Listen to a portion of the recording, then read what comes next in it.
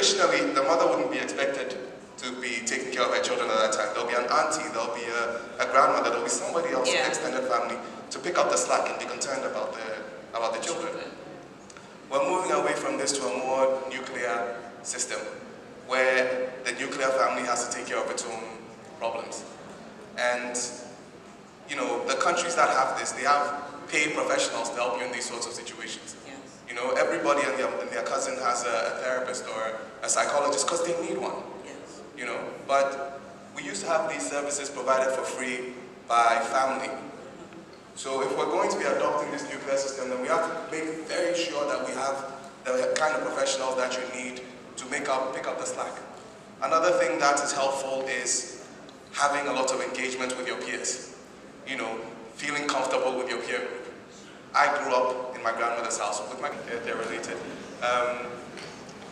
On the issue that you raised about younger workers, yes, not taking more mental health days, yes, than the older generation. Yeah.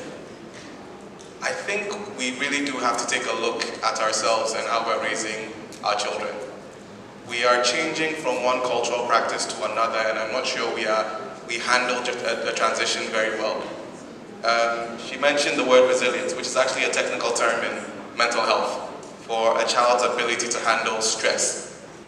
In our part of the world especially, mental health is a topic that is often shrouded in silence and stigma, even though it's rather pervasive.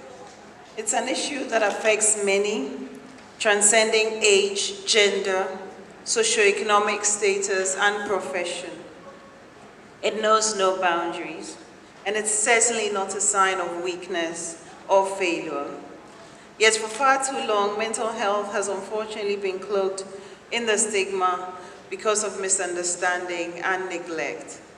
Unfortunately, in our homes, where love, care, and support should thrive, mental health challenges often go unnoticed or unaddressed. This is a crisis that touches every family, every neighborhood, every community across our nation. It is not just about those who are diagnosed with clinical disorders. It is about all of us, dealing with the stresses of life, anxieties, and emotional struggles that life inevitably brings.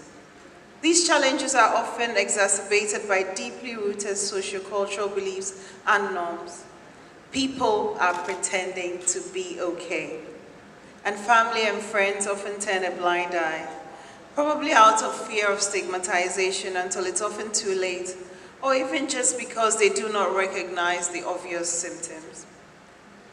A few years ago, a man who had been showing withdrawal symptoms at home, especially towards his wife for some time, all efforts to understand this new behavior proved futile.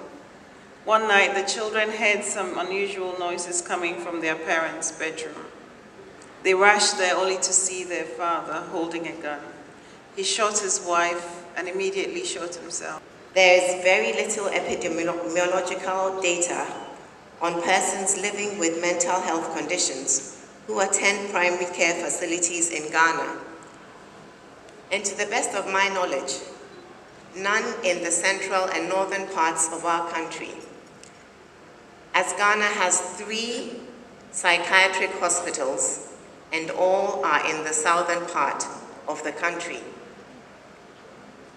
But it is well known that women, the poor and vulnerable, young and adolescent children are most at risk.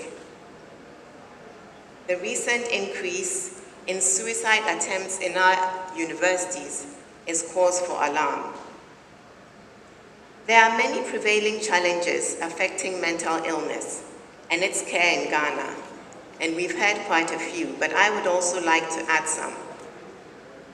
There continues to be a great deal of fear, misunderstanding, lack of knowledge, and disinformation about mental health, with primitive cultural undertones and attributes leading to superstition.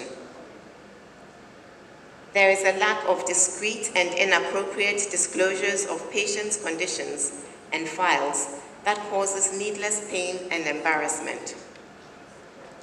Patients are hidden in homes, churches, and various institutions and prevented from seeking proper and sometimes critical and urgent help. There are various forms and tactics of social exclusion and isolation unleashed on sufferers. The little services available, as we've heard from Prof herself, are vastly inadequate and poorly delivered with hardly any community or family support. One just needs to take a look at the poor and dilapidated state of physical, mental health structures and facilities such as asylums around our country.